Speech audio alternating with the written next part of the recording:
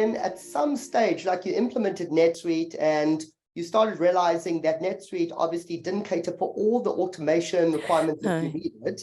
And so you started thinking about it. So what were you starting to think about when you were considering automation?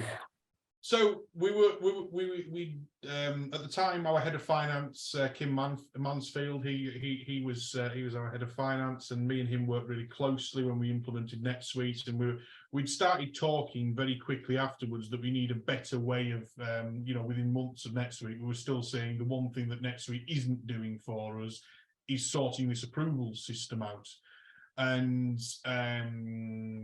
we basically started looking into what we could do about that. And our initial thought was, well, what can NetSuite do for us? And we quickly realized that the only way we could realistically do it inside NetSuite would be if we licensed every single user in the company to NetSuite. And considering the cost of user licensing, that wasn't going to be practical.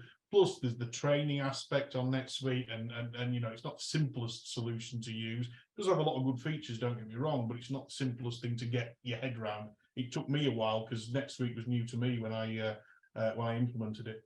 So we thought, right, what can we do here?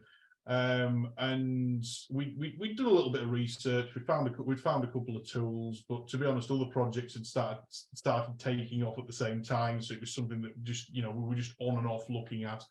And then Kim put something on LinkedIn, just explaining the issues that we were having, because obviously, we needed something, and none of the solutions we'd sort of looked at were kind of exactly what we wanted, really, especially with regards to, not just invoice approval, but connection with purchase orders and stuff like that.